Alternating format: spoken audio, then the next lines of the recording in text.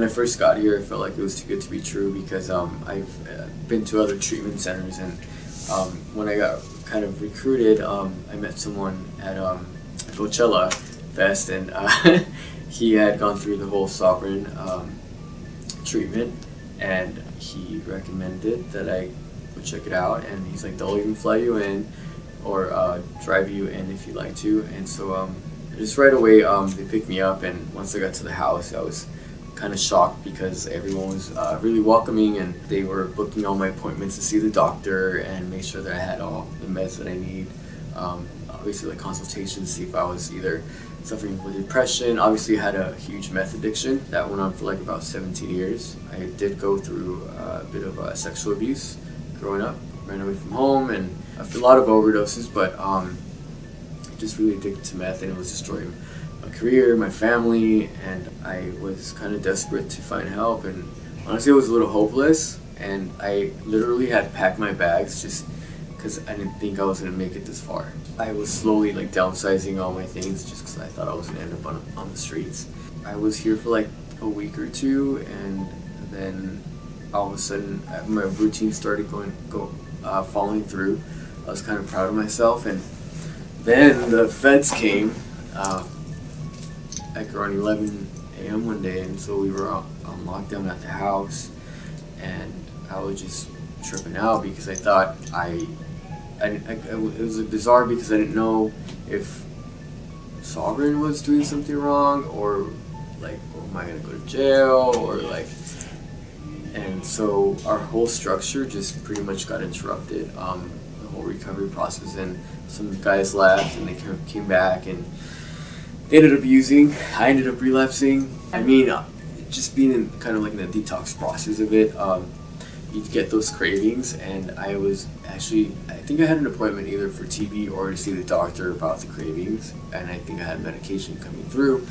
So the fact that they came, our authority figures pretty much lost power because they said we're getting shut down, and so people decided to leave, and they brought drugs back, and so they relapsed, and then it just affected everything, and so it was definitely part of it. And I remember that I had taken my medication, and I relapsed, and my freaking blood pressure was through the roof.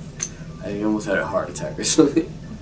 It was pretty intense. So I was under the impression that jeopardized my everything, like the support of the staff here and the therapists, and they just didn't quit on me. They didn't give up on me. They just wanted me to be honest.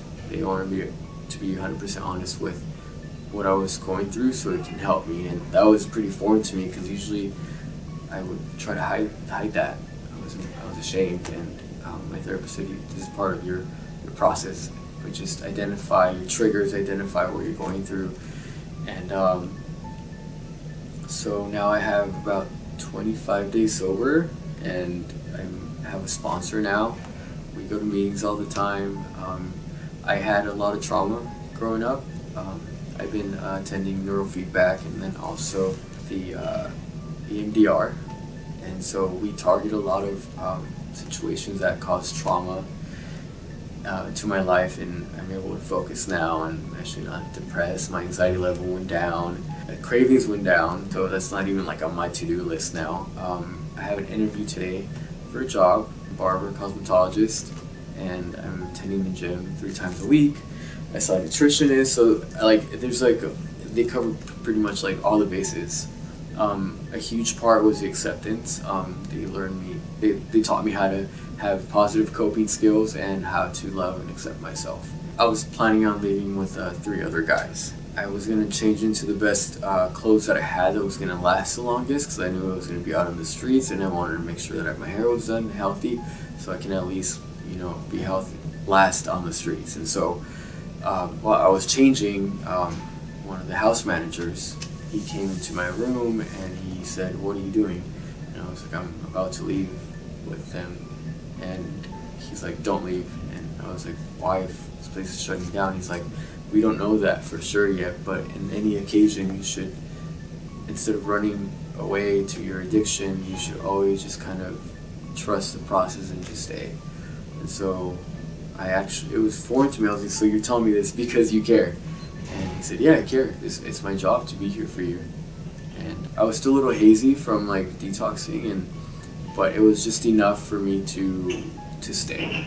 And it was a big deal because I was giving up going with people that had like $50,000 on them, and I could have easily just, done something other than that. But I feel like he kind of impacted that moment and helped me to stay. Well, I was at the house, so I had the ripple effect of what happened here in the center, but there were police that showed up, and I was really confused. All it was like word of mouth. They said that this place was shutting down because they were trying to find something. It wasn't specific. Some said that it was part of insurance fraud. Other people said they were trying to look for people, and so there was no clarification and no exact information. We were just without structure and without attending our meetings like we were supposed to, and coming to the doctor. So after hours, they said business as usual, but that people had already left.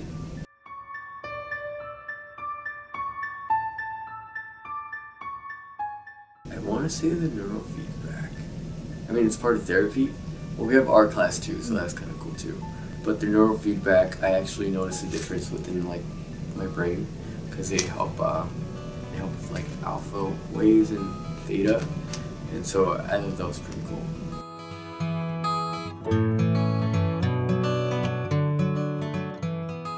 If you would have seen me back maybe like a month ago, you would have known that I was extremely, not paranoid, but traumatized, either from the drugs and just that lifestyle on the streets. I didn't trust anyone. I was always in fear of everyone, and I didn't really give myself a chance. My whole thought process and everything was just such a struggle. And what I'm taking out of here is just a whole different life that I didn't think I can have. I definitely accept myself now, and love myself, and I'm able to share that with others. And so it's funny because I was like talking to Dr. Valenzuela, and he's like, what's going on? Like, tell me how how better you are. And I'm like, well, I noticed the little details. Like, I'm able to breathe now normally, and we went on a trip, and I was looking behind my back, but I noticed that the day was pretty awesome. Or before, I was like looking behind my back thinking that someone was after me, or just being in an unsafe place, and just everything just changed as well. Even my physique, like I feel a little bit more stronger and healthier.